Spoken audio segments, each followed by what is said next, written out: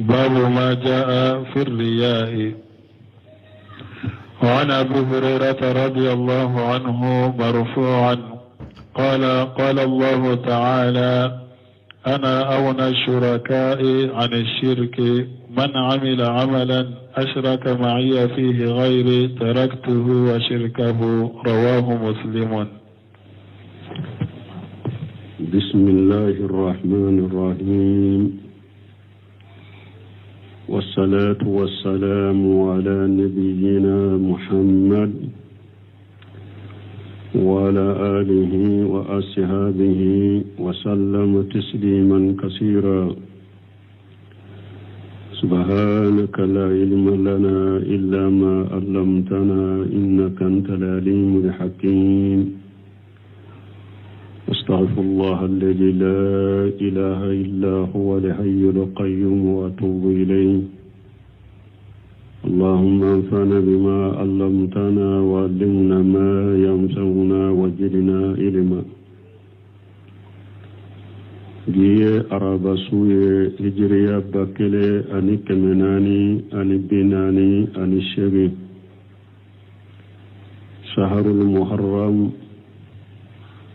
شهر السفر، من هجرية سانكالو فلنا بيسون بناكي وفلوي.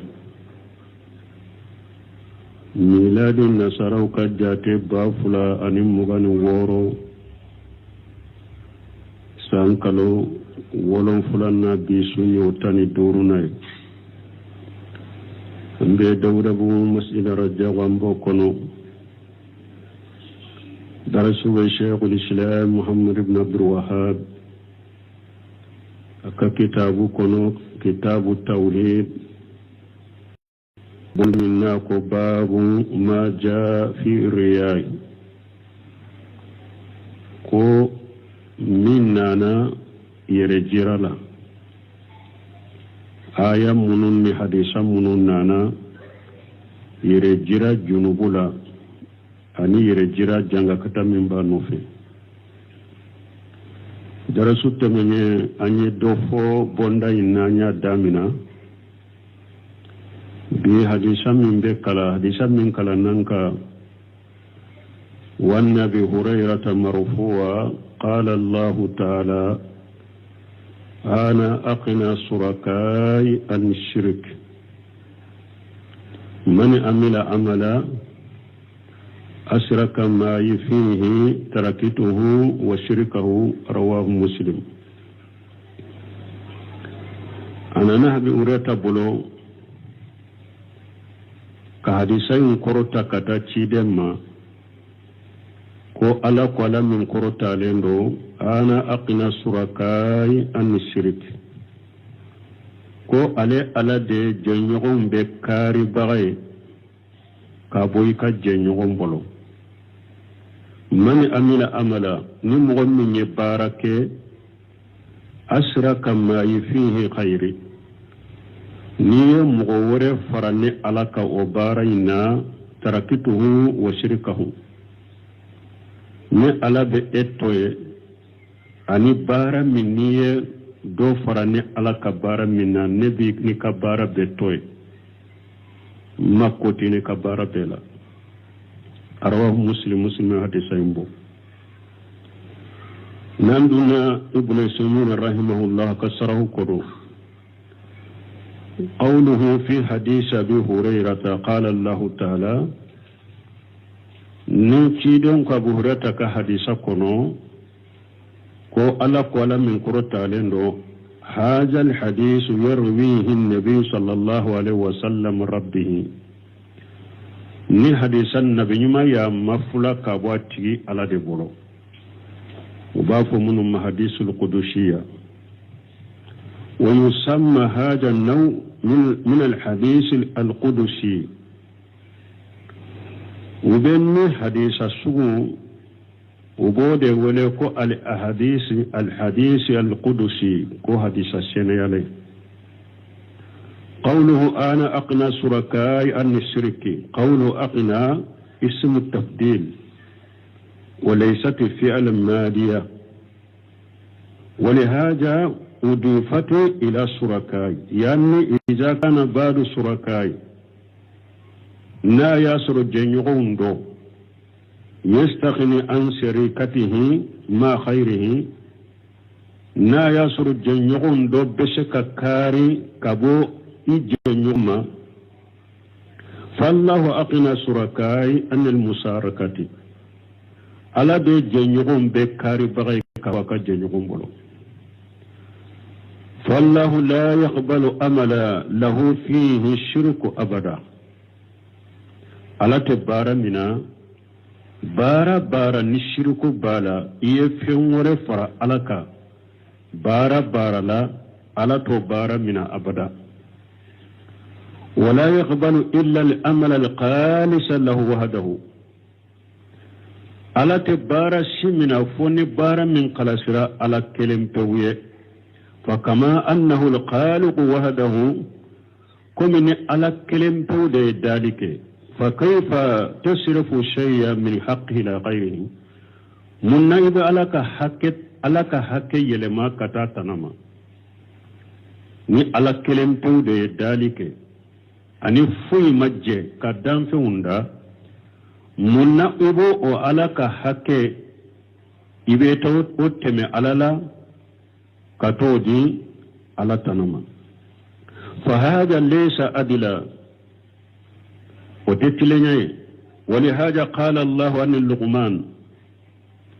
نند كسو ألقو كبول لقمان ما إن الشرك لظلم عظيم لقمان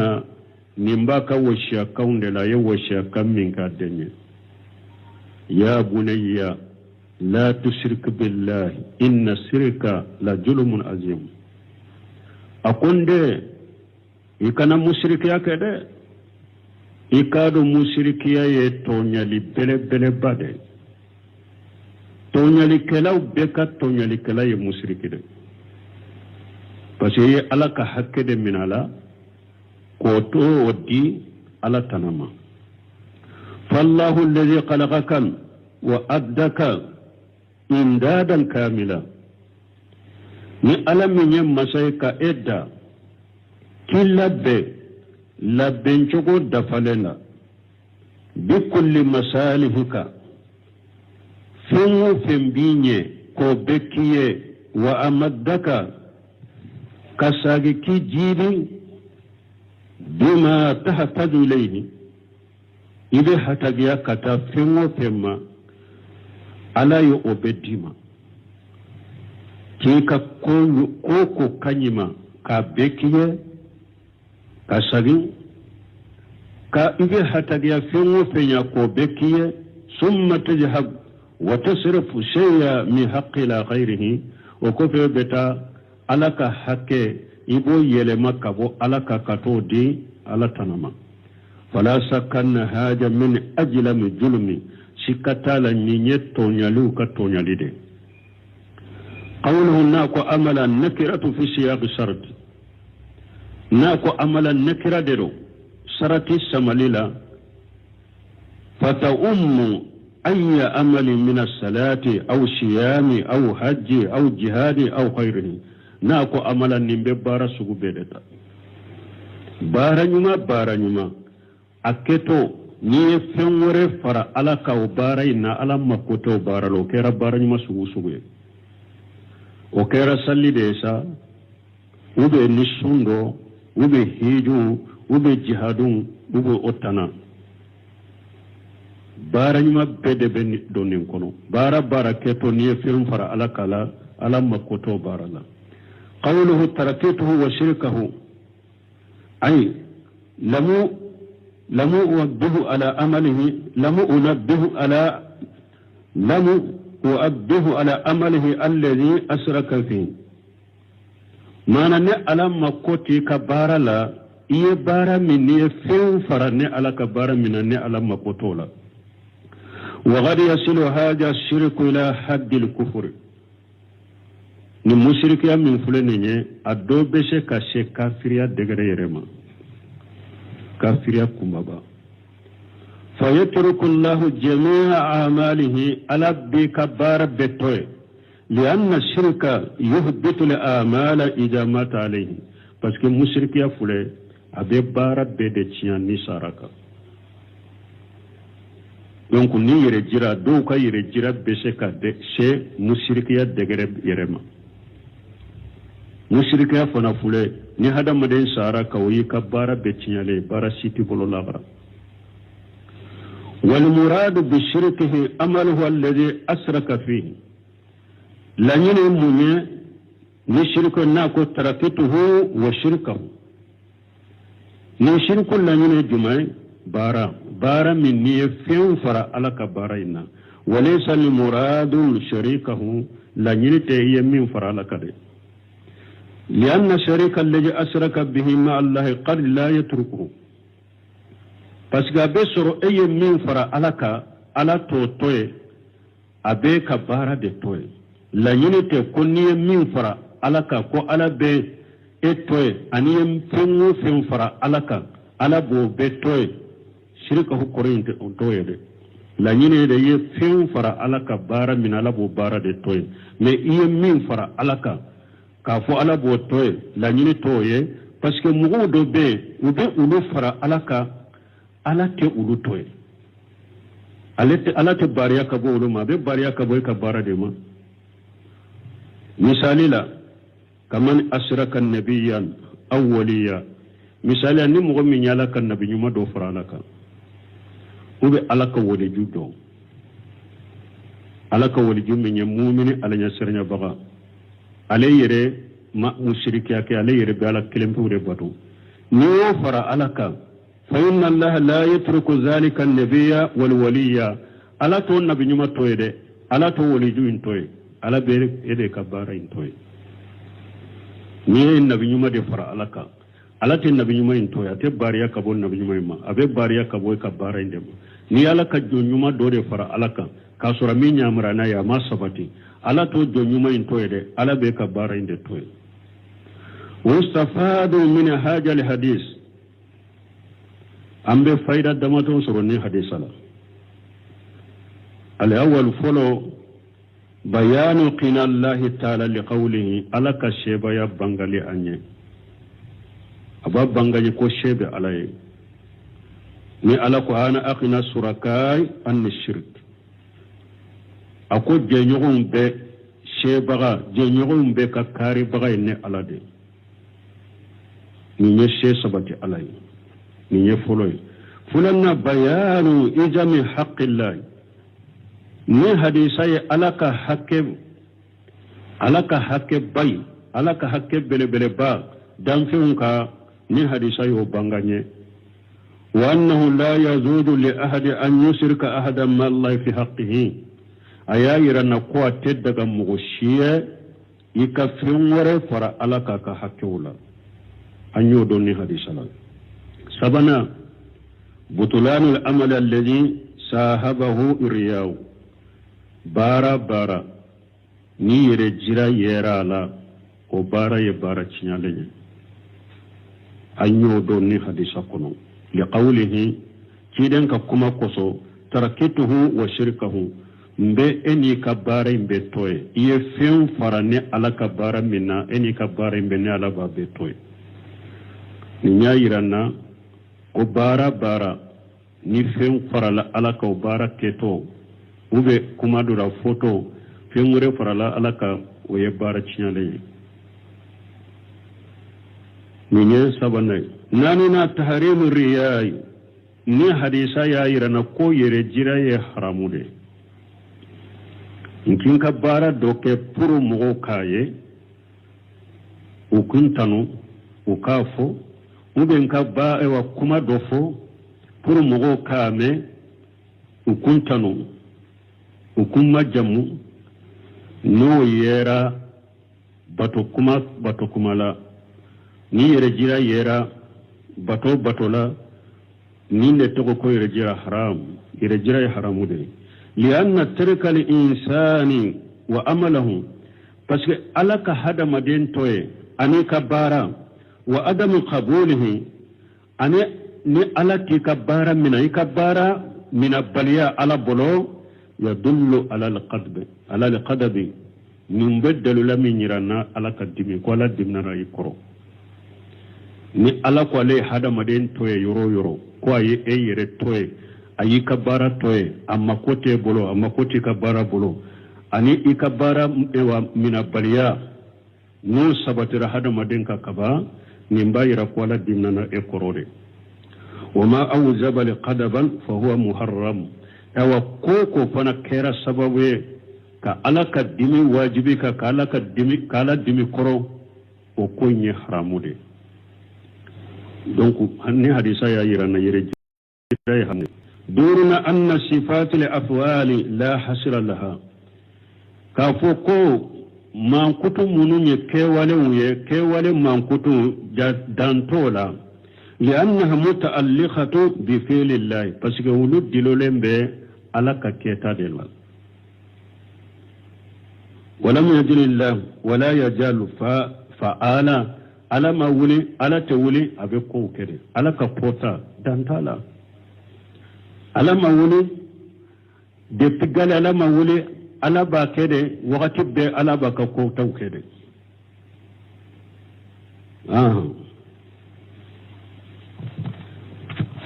في حديث أبي شهيد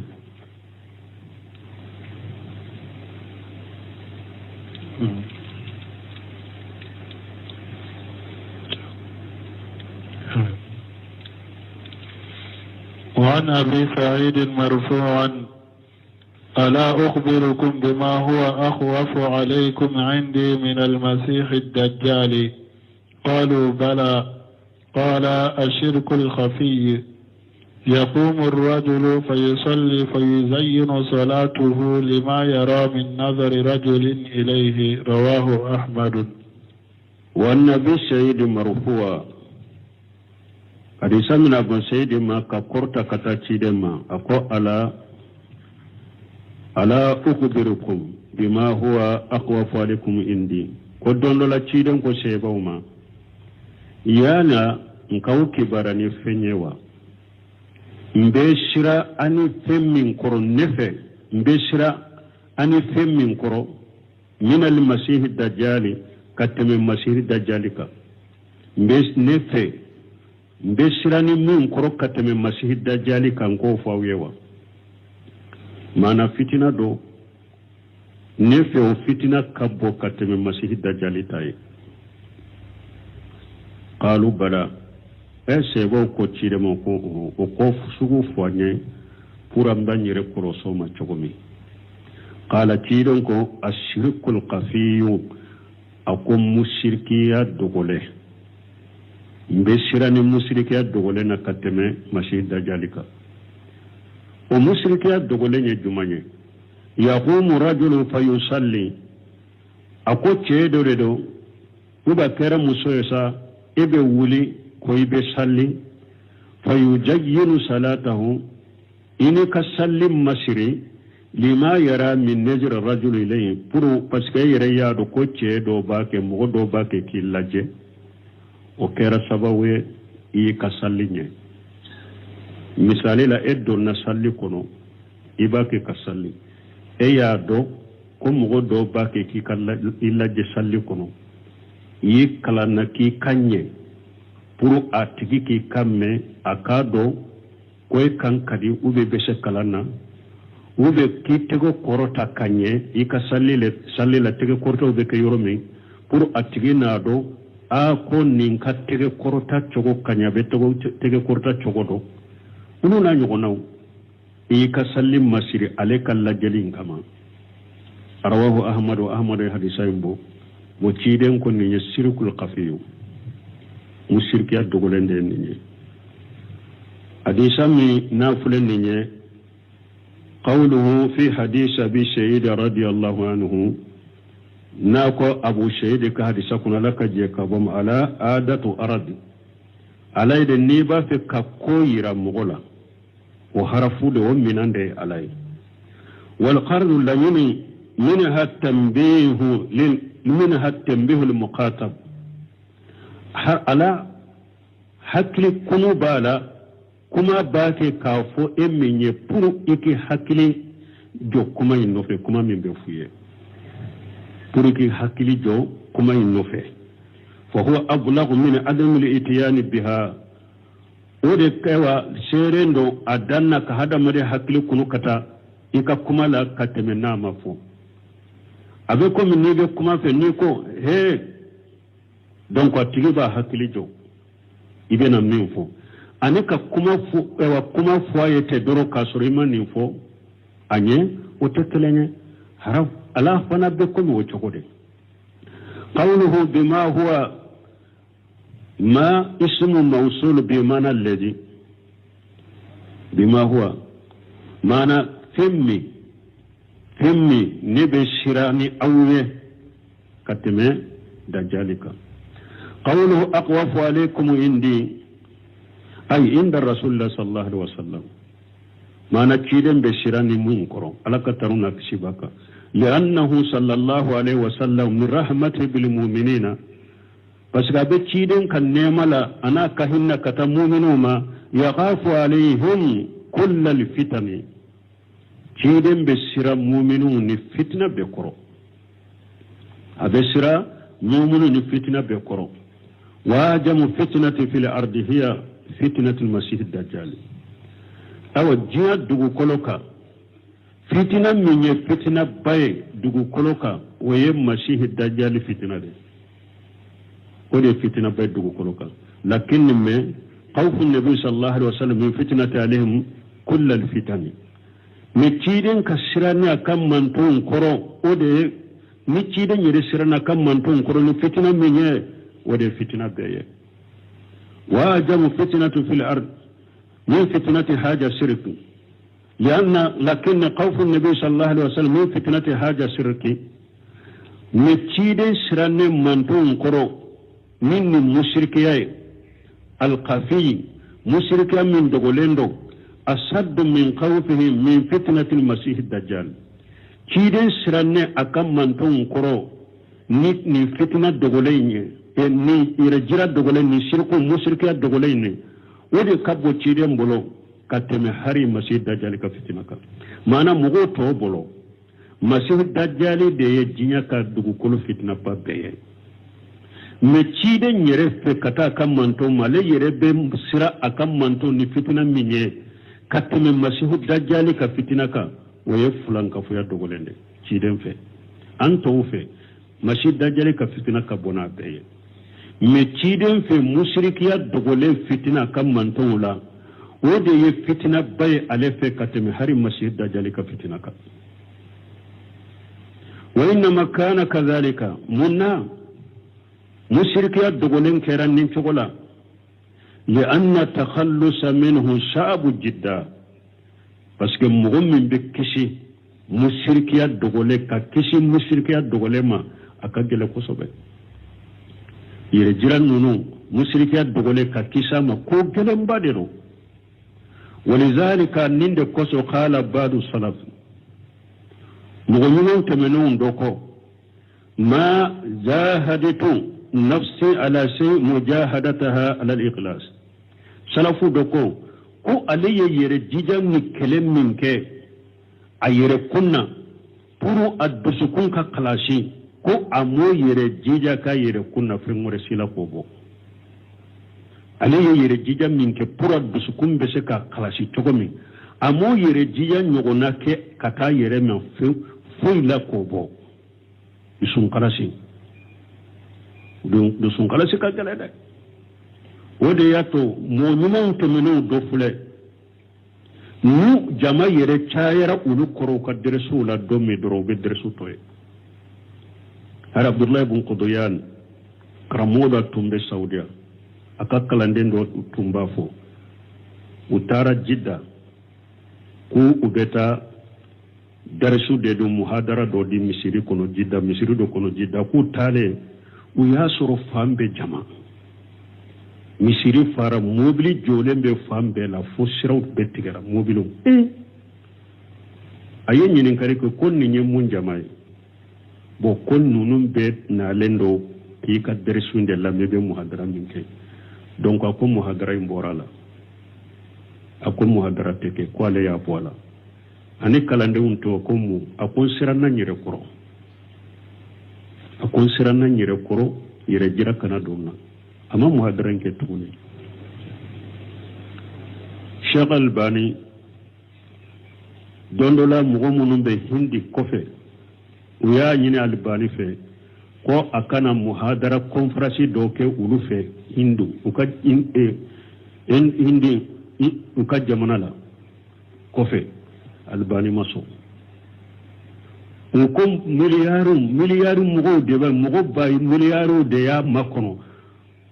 no labbe nendo Albani kana haraka dersu kelenke ukaye ukame amaso kata uko ite dersu ke uko nitena amfe ka dersu ke amba nyine fe ikake internet la anka lamme inofe mugo miliyaru de bake ka kima kono ola ko lamme no fe dro Sheikh Albani maso amaso tuma mi kalande un ya nyine ka ko segu ko uku kana ikana muhadara ku ya jama iriga de be ma ko maso uko ka ke internet fanala uka lamme no fe imaso mundo akon sirana nyere koro akana ke suhura e kimbi nyere bange ki nyere ira mugola sirana do koro sirana nyere koro akana ke masuhura e yere bange sirana ode koro Ahmad ibn Hanbali akwa denna Abdullahi akwai fa donna nya amad dianye nindora ntumba fe nkake mugo nimbe makka ka irutudo kono makka ni mugo ten kalama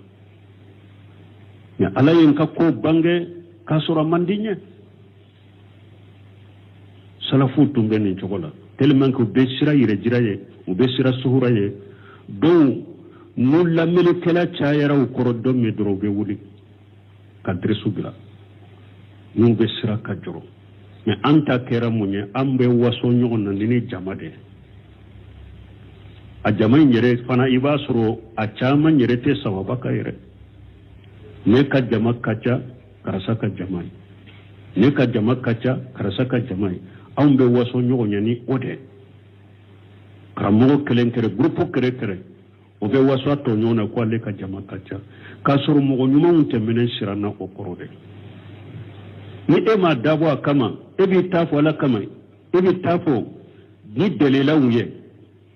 ne ala ya ke jama ya kanu ya Allah mi alhamdulillah me eyere kan ni sonja noye ko kanu ka waso noye balimo harama me afora kutuba ko non numbe na aside kata hada madum made wori ya ton ka karamo nyumo dusun kala simugo atamanse doye munye ale ka deresu jama nana wa ba ka deresu da din togola jama doga yarawo aba ka deresu da din togola ka fo ninye jama yere doro be funtenin faribe bo nyugo na deresu be di mais dom mu jama ten korom faribe faga dusun kala si baka toye Abdullahi Quduyan uku katabulu tunyenunde mugobu koro kalande undogo yara koro ube deresu de jogome Abdullahi Jibril ko kalande undogo yara koro abe deresu de jogome ucha yara koro abe deresu de jogome abe de kelenya differencité bunu semenu folo akam misiri la jamia la uneza na misiri la ka deresu do ni kalande nana abe deresu ke ni kalande mana hari domi ni salli wala la indoronde be abafu salli wala la imma nasigi abe dersudi do simrahimahullah ni kalande nana abe dersudi ni kalande mana abafu salli wala la ma isigi salli wala la be sigi abaka dersuda din to korona ni mo mana pew domi abaka qur'ana ka kakala abe qur'ana ta kakala lambali mo nunu fokunye munye nambe ni yoromi fwankan nunu de la dege anka nunu la amma ya jamana nye amma karamo chama yo kadere sunu ya damina labantala karamo chama be na ye dresu mina baba dongo da baka ibe bo min kalama dor dresu betige parce que dresu mbeke imamba ke mo kaye ube kontanu ube mbake entraîner nafa dore kama ne mai mo ye koro ma mugoye abintanu nyake diyan nafa min kama man nafa ye dresu bejo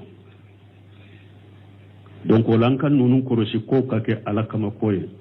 ukafu alakama ukake alakama ankan dusun kalasi ni yaye mushrikiya dogole cide sirana mantaw ni mushrikiya dogole ma ni dusukun kalasi aka gele de dusun kalasi ka gele alakan ka dusukun kalasi qawluhu كذلك لأن التخلص منه شاب جدا ولذلك قال بعض السلف ما جاهدت النفس على شيء مجاهدتها على الإخلاص وقال النبي صلى الله عليه وسلم نبي جماعة لك تنون كسبك أشهد الناس بصفاءتي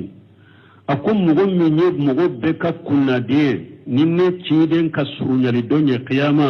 مغمي بك كنا دي أسرو نين كسرون لدنيا لاغرا من قال لا إله إلا الله خالصا من قلبه نمغم من كل لا إله إلا الله قل سيد سكنا يوم القيامة من بكنا ديا يسر ننك سنيا لدوين نين ننتقده donc ni yayirana ni la ilaha illa allah fora nen kono na makedin dusun kalasi nafasi tada wodi ato uko ewa maimuna ابن مهرانما أليس لا إله إلا الله مفتاح الجنة قال بلى وكما يالا لا إله إلا الله ودك أرجنة كليوا أقوه لا إله إلا الله دي أرجنة كلي ولكن لكل مفتاح أسنان فإذا جئت بالمفتاح له أسنان فتح لك وإلا فلا أقوه لا إله إلا الله رجعنا كيلو أقوم كيلي به نيون دبالا نينا أنا نكيلي نيون بالا أبي دا يليه نينا أنا نكيلي نيون تالا داتا يليه ده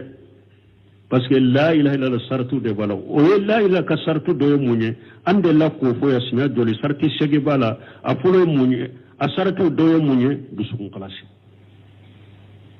لا إله إلا الله فوني دوسون كلا شيء ولا يكفي مجرد اللفظ بها كان لا إله إلا فو إدالا درو وتوسا كده بل لا بد من إخلاص وأمال يتعبد بها الإنسان لله عز وجل لا إله إلا الله لا بد فنيا فكقلا شد سكون كنانيكا باركة بارا منيا على بطوي يكوكي faranfansiya dɔ bɛ yen mɔgɔ dɔw b'a fɔ an ye aw ko ni mɔgɔ min ko la ilaha illallah n'a kalasilen b'a dusukun kɔnɔ a bɛ don arijanna kɔnɔ komi a bɛ ni hadisa la cogo min ciren ko mɔgɔ min bɛ kunnadiya sɔrɔ ni ka surunyali dɔn ye ni ye la ilaha illallah fɔ a kalasilen bɛ dusukun kɔnɔ usemini fule k'o de bange ye la ilaha illallah fɔli min n'a bɛ nafa lagara aka kalasi dusukun kono doron tɛ dɛ bato baaraw kɛ parce que salli bali fule sisan mɔgɔ dɔw b'a fɔ la ilaha illallah mais a tɛ salli ni sara salli baliya kan ko i bɛ jahannaba kɔnɔ ni mɔgɔ min ko sisan aw ko ni mɔgɔ min sara salli baliya kan n'a tɛ salli kafiru a bɛ jahannaba kɔnɔ bon hadisaw dɔ fana fɔra ciden ko mɔgɔw dɔ bɛ ko u donna arijanna kono ko ma baara ɲuman si kɛ a b'o fara ɲɔgɔn kan cogo di an b'a fɔ dɔɔni kɛbaaw ko ni mɔgɔ min ye la ilaha illallah fɔ i y'a fɔ i nɛn kan ka seeri kuma fila fɔ i donna silamɛya kɔnɔ a kalasilen bɛ dusukun kɔnɔ mais o yɔrɔnin kelen bɛɛ e ma tan sɔrɔ ka salli e ma tan sɔrɔ ka bato kɛ ala y'i nɛn minɛ i sara ni de bɛ arijanna kɔnɔ a ye la ilaha illallah fɔ a nɛn kan mais a ma tan sɔrɔ ka baara kɛ ale y'a fɔ yɔrɔ min dɔrɔn saya nana ma a y'a fɔ ni dusunkalajɛ yɔrɔ min dɔrɔn saya nana ma sara wala nin tigi don ni ciden ko mɔgɔ dɔw bɛ don arijanna kɔnɔ u ma baara ɲuman si kɛ laɲini ye nin de ale la ilaha illallah fɔ yɔrɔ min dɔrɔn ka don silamɛya la ka seeri kuma fila fɔ yɔrɔ min dɔrɔn a nin bɔra salli wagati ma sɔrɔ diɲɛ kɔnɔ a sara a ma baara ɲuman wɛrɛ si kɛ nin kɔfɛ dɔrɔn saya nana ma sara ciden kan bɛn nin de ma n'a ye la ilaha illallah fɔ na kalatinde de ba dusukun kono donc o yoroni be ala ye saya nata masara aga arjanna kono donc nin do na arjanna kono ama bara mi mashiki la nyine ninde mais ni e ko la ilaha illa allah ibanna ka salli bunu semin ko la ilaha illa allah min fo ama kalashi dusukun kono ni la ilaha illa allah mugo la ilaha illa allah fo ni dusun kalashi te salli to ya bara ite salli to ya bara donc ni la ilaha fo ite salli isara ye kafir de ibe dume jannaba kono e munafiqu fule nko tumbe la ilaha illa fo abdullah ibn ubay ibn salul nko tumbe la ilaha illa fo atumbe salli cide nyere kam misiri kono cide ko feyere me tuma min ba dusukun kono islamiya kono yana juguya min ba dusukun kono ane abake ka islamiya kenema bara mununke no ma nyugonta munafiqiya yera bolo la ilaha illa ma qala saddu sukun kono abe jahannaba innal munafiqina fi dharki al-asfali min an-nar atumbe la ilaha illa fo me tuma ma qala saddu sukun kono atumbe salli abe su cide no fe abe jahadu ke cide no fe me ala yere ko abe jahannaba dembe duguma qawluhu ni cide ko al-masih ad-dajjal ناكو المسيح الدجال المسيح أي ممسوح العين اليمنى مسيح الدجال كورموني دجال كيني توسلندو أكيلندو أكيني توسلندو ودي أتو كما كم مسيح مانا ممسوح العين اليمنى كونيا كيني توسلندو فذكر النبي صلى الله عليه وسلم عينين في الدجال kinde ye nya fula de fo dajjalila ahaduhuma fi shiyu nya fula ye nya do nya min be ye bebaye wa huwa anna dajjalan awaru li ayni al yumna kinde ko dajjali ko akininye ko yenye kelende nye chilendo ateriya likenay kama qala an-nabi sallallahu alaihi wasallam comme ni nabi ma ya fanya laka tanuna kishibaka inna allah la yaghfa alaykum yiden ko alate dugawula innahu laysa bi awara awa ako alate nyekelenye innahu laysa bi awara alate nyekelenye wa inna ad-dajjala awwaru al-ayn al-yumna me dajjali ale kininye nyekelende do nyechilendo wasani lifulana manawiyu ala ye nye do fo dajjale chogo do fo dajjale ka oye mana de oteye wa huwa ad-dajjalu chiyali fa huwa shiqatu mubalaghati ni kuma de kuma minje ka kuma fo ka sha damma aw yuqalu bi annahu nisbatu ila wasfihi al-mulajim lahu ube abeshaka ken nisbai makamman kutufo dajjali man kutu min ba no fe kudai man kutu ni na ba no fe kudai wa huwa dajjalu wa yamunye chinyalin wal kajibu ani galo wa tamwihi ani kamu kulanyagambi wa huwa rajul min bani adama dajjali fule chededo adama dendero ولكن الله سبحانه وتعالى بحكمته من الله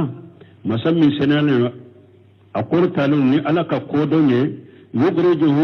يفتن الناس به على بيت دجال بوجيان الله وبور كمغلا فتنة وفتنته عظيمة دجال كفتنة كبولة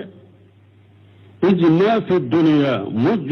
خلق آدم إلى أن تقوم الساعة فتنة أشد من فتنة الدجال parce que depuis Allah ye dinya da iji ma fi dunya ako parce que fu te dinya kono depuis Allah ye adama da fu kata dinya wuli fitina shi te dinya kono fitina min ka gele dajjali ka fitina mais anya fu anko ciden ko le fe ko shirkun qafiyu ka fitina kabwa kam mantun ka katimi dajjali ka anko ye ciden fe de mais hada madon to be fe fitina shi depuis alay jinyada fitina te jinya kono depuis alay adama da fo kata jinya wuli fitina te jinya kono min ka gele dajjali ka fitina والمسيح الدجال ثبتت به الأحاديث مسيح الدجال حديثه ثبتت أكاكولا واستهرت حتى كان من المعلوم بالضرورة حديثه تايرا لا حديثه دلنا لا فالدجال كوكرا فني دينا كنو بيبي ميندو لأن النبي صلى الله عليه وسلم أمر أمته parce que nabi nyuma alaka tanuna kisibaka ya kam mantonya maria an yata'awwaju billahi minhu fi kulli salati kide nya kam mantonya maria ko salli sallila ikattahya labana ha ube salli min yar kan fula ikattahya la ikattanga nyini ni alay ala kitanga dajani ka fitna ika salli kono ika salli akoy ikattanga nyini kani ala kitanga dajali fitna ma وقد حاول بعض الناس إنكاره mais mogo do ya la nyini kube dajali fana dajali konnan karya wa qalu ko ma warada min sifati mutanaqidu otigla mo ko chogodi ko munun nana dajali ka kola ko munun be nyugo ngurujade wala yumkinu an yusaddaqa bihi kum mogo tesaka dawulula لكن هؤلاء يقصون الأحاديث بأقولهم وأهوائهم من ننتج لمغو نونون بتشيدين كحديثا مثاليا ونو يرك حقل دلا أنو كان نندمو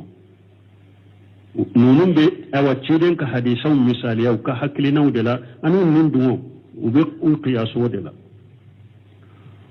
وقدرة الله بقدرتهم ubake ka alaka shebaya anu ulu yere ka shebaya de kekelenya mogo munun be ninfo ko dajali ko te tinyai ko parce que ko munun fora dajali ko lo be nyugo nguruja mogo te se ka daula nonu tigla mogo nonu nyede taw ciden ka hadisau ulu ka hakilinaw be chogomi ulu ka nindu be chogomi ulu ciden ka hadisau ke ko chogodela ani fana uye alaka latige ni ulu yere ka latige alaka she ani ulu ka she uye ulu de kekelenya wa yaquluna kayfa yakunu al-yawm al-wahid an sanati ubafu ko don kelem bese ka ke sankele tugudi wa samsun laha nijam la tata'addahu ko parce que boli tugudi do be tile bolo tile te sika temo oka alay tile da ka adda ni bolin cogo min ko tilete se ka bo ola ko la cogo di donc lembe se ka ke sankelenya wa haja la sakka jahlu minhu billahi min fulan ni shikatala ni jahila de yani ala dombaliya nu ka jahila de ni ala anu ka ala dombaliya falladhi jala haja nijama huwa allah tile fula bon aboli cogo min no donya ke ala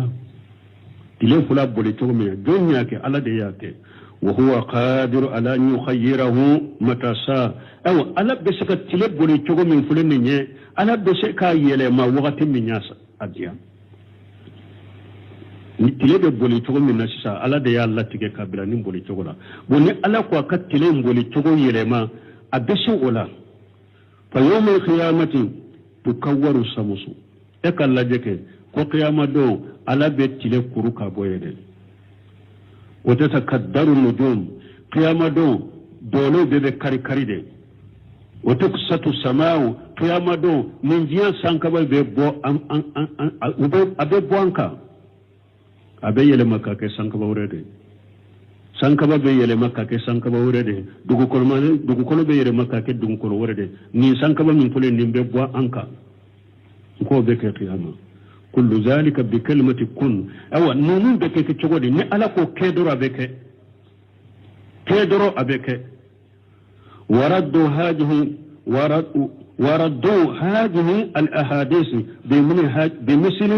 هذه التعليل أو نون تقلموا ني حديثو ناني غنا الساقي ني سببو ناني غنا دليل ما نكن ني حديثو الساقي ني سببو ناني غنا دليل على ضعف الإيمان من يتا من شنو الدليل كايرانا كو أتيجي كلمة يلا فلانو مغو نيتشيدن كحديثا منو فلان نيجي نمو ساقي من سببو نانيو غناي نمبا يرانا كو كلمة يلا فلانو وعدم تقدير الله حق قدره أنا أبدو لله أن كل على بنيا على كنك بنيا كاشي دغري مما قال تعالى لك ولا من كرتا لنو وما قدر الله حق قدره alakum mushriku ma ala bonya ala ni bonya min kaka imoke ala ye fallazi nu'minu bihi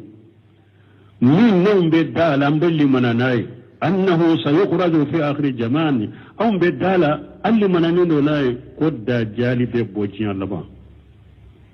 wa yahsulu minhu kullu ma sabata an rasulullah sallallahu alaihi wasallam aw fimu fi sabatira chide mbolo dajjali kola abebe ke abolo aba beke ambe da ola da jalibina ambe andale mbola ambe limana nai ko da jalibina jiyan laba cire ne fin fo hadisa sahaluna ko obeke da jalib bolo jiyan laba obebeke abulo wannan ambe dala anna allah ala kulli shay'in qadir ko ala bese fembela wa annahu qadir ambe dala ko ala bese ala an yabasa ala nas man yaftinuhum an dinihim an bɛ limana n'a ye fana ko ala bɛ se ka mɔgɔ dɔ ci ala bɛ se ka fɛn dɔ ci mɔgɔw ma min bɛ mɔgɔw fitina u ka diinɛ la an bɛ da o fana la ko ala bɛ se ka fɛn dɔ ci mɔgɔw ma min bɛ mɔgɔw la fitina u ka diinɛ la liyatamayyaza al-mu'min min al-kafiri pour ka mu'minu ni kafiru bɔ ɲɔgɔn na wal qabisu min at-tayyib ani ka jugumanw ni ɲumanw bɔ ɲɔgɔn na مثل ما ابتلى الله بني إسرائيل بالهيتان يوم سبتهم سرا أمي سالة بكم بني إسرائيل كون ألا يولا جربي وكا جغي مونينا وكا سامري دونا ألا يبني إسرائيل كون ألا يبنوكا كوكا جمع دي بونا وجمع دي دومباي وكو أي وبنالا تاما وكو ko sibiri de ko ala madalike samiri de ala madalike ko ala segena aya yire lafiya ta'ala Allahu an qawlihum uluwan kabira ala kurtalenu ka kuma ma kurtam min ka bokosobe donc ko samiri donde sibiri donde ko lu fana be lafiya ko lu te barake sibiri donde tumamu yennin kala yula jarabi sibiri do ala be jegen nati jika utumbe jegen mina jimin kono sibiri do ala be jege nati jika fo jege imbe yanga jika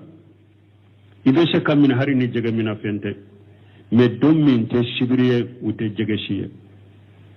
ube jege mina dommi de ala yula jarabi ala be jege nati fo jege be yanga jika ibe se ka a farafara nyogon ka katanai me dommi nyu ka bara donye al ute jege shiye ala yin ke kula jarabi ويوم لا يثبتون لا تاتهم دم من تشبريه جگه شيتنا دم من تشبريه جگه بنا كيانغا جيكا دم من تشبريه جگه تنا ala yula jarabini ninye me bari salanko ni chiden kam manton te kele ñu masé ka sabali uye fere tige shibri ewa juma do bebete ka jege mina fembila jika shibri do ni jege nana kayanga jege ka jifa bo ni jege nana u jege donna u ka jege mina feuna uta mina sibiri de kari do bebeta ika jege mina fenta awa ko am mamoni ke sibiri do de juma do ndan taru bila kari do antaruta uma fere kewa tuma mu ye fere ke kata alaka haramu koma ala ye munke wala ala yu yere makuke ngonde ngonde komi nulu ye galon ke komi cinya wo hada madem fanani min bolendo ngo ala yulu fana yelema ku ke ngonde ninkera bani salam kawla wa muslima btala allah lil mu'minina dan arsala alaihim shayda wa hum hurum aw alay mu'minu fana jarabi ayu la jarabi ciren kam manton min lukera mu'minu ye usabatira ciren kam manton an kausa bani salam kawye kausa bari salan kauye musa kambo ni sa kambo ciren kam manton kausu ye tuma mi mu'minu fana hari shisa o banka sariya kono ni mo min namu finita ni alumurai o be hiju fenwo fenye kuno kono sogode itafaqa ahramu yarai kam magala itafaqa hari na joyi koro kana magala kana mina tumame ala yo ke mu'minu namula kan namu fini tula ala ye kunno sogo haramu ya uka ayu lajrabi kuton namula aye kunno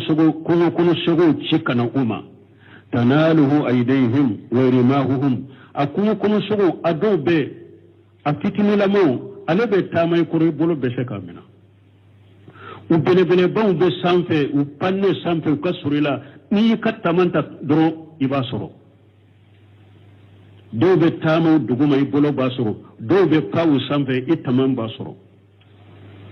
ya ala yennin kemunna li ya'lam Allah man yaqafuhu bil ghaib pour ala na do bangelela mu'minu la min be sira ala nye dogola min te sira ala nye dogola pour ona bange parce que mo min te sira ala nye dogola na ya soro kungo kono sogo nana ekoro ikelembe yorola mogote ibese ka faga ka jani ka du mogote bo kalama mais ala ye la jarabin ninye umma makala hiden ka sebo mu'min umma makala u bolo be do soro tamam be do soro mais asima makala min kelembe yorola min be jamala asima magatala uyato ya to wa balmo nun fule fondo be alaba haramuya mais aba nogoya keli nogoya mogo doye ka dia mogo dola donc otigi kana marasa ko ni yaye ni haramuya la ne ba ke kake adiara nela o kani marasa de ko daga lendo de o kani marasa ko daga lendo de awo o kana mogo wore marasa ko alaye e wani haramuya mais karasa ba ke kake adiara karasala ala ma foy kala o fana kane fana marasa ko karasa be cinya kade la jarabi de do ala be pendo haramu ya kasage kan no ya mo de pour que la jarab dama dajjaliye ambura dajjali min ka kola nko diyan laba sanji babolo na ko sanji kana yoro ni kele sanji bena na ko yoro ni kala ko sen ke fu ka jaw beja na nastu min kaburu kono na ko ka kunu be kunu me o bayira ko mo nyuma do asebele mba tenka kafir uri sabele mbe dajjali tenka ni ala yon nin ko sugu ke abolo la jarabi donc fendo be ala ba haramuya aba no ya mugo doye ube aba dia mugo dola o kani marasa o kana mugo marasa niye وغدو يبتلي الله أفراد الناس بأشياء يمتهنهم بها أو على بسك مغو كلن على بسك لجرب نقود يبرك لجرب ناي قال تعالى لكم ومن الناس من يعبد الله على حرفه alakum mogo dobe ulube alabbatonu kerede fa ina asabahu khairu tumanna bihi kato dina kono ni aye hera soro dina kono abe sabati dina kono ni o hera soro le wa ina asabatu fitnatu min la jarabi do ya soro doro in qalaba la waji abe saga ko abe yelema obe mogo lade mogo dobe obe tinya tugu chela obe tinya tugu nofe min la jarabe tinya tugu soro fitna tinya tugu soro doro la jarabe ale soro chela doro gelaya ale soro chela fitna ya ale soro chela doro abe bawla min ni mogo dobe nabe au fitna na obe au tinya tugu chela abake ka hera soro lafiya be hera be nafulo be soro hera be soro abe sabata uchela ama sabata uchela ni dina nyede asabata uchela be nafa mi soro le abe hera mi soro abe sabata uchela ni ode men ni aye gele ya soro uchela doro abe bo uchela ala kum mo do be ni chode la qashira dunya wal akhirata awa ala ko ninti la mo perdira jiya perdira la gara parce que mo ni e bora tinya tugu chela ko parce que la jarabiya ne gele ya soro ne de soro e tera tugu hera ma munun ko ite se ka fuy soro bolo alama mi sebiye ibe jama'a wa tinya tugu chela o ala yida ka mi sebiye doro bode soro chela ibora ulu chela o kata e wa mo woro chela ko parce que hera be o ite fuy soro bolo ni alama mi latiye be se ka ta faruka ni hera unye o hera yerete soro ibolo ite hera in soro donc o de ato ala ko e perdira jiya e perdira lahara parce que ete dina kono ni dina e sisa ebe dina kono ni hera ni nafade donc ebe perde dia ebe perde lagara akode waja zalika huwa al-qusr al-mubin aya laba akode perde min bangalen wakati teminade ambe joya ni ala sonna ni deri sura ni ala ya iran inshallah ambe continue hadisa tola subhanaka allahumma rabbana bihamdika ashhadu an la ilaha illa anta astaghfiruka wa atubu ilayk. كتاب التوحيد باب ما جاء في الرياء. وعن أبي هريرة رضي الله عنه مرفوعا قال الله تعالى أنا أغنى الشركاء عن الشرك من عمل عملا أشرك معي فيه غيري تركته وشركه رواه مسلم. بسم الله الرحمن الرحيم والصلاة والسلام على نبينا محمد وعلى آله وأصحابه وسلم تسليما كثيرا.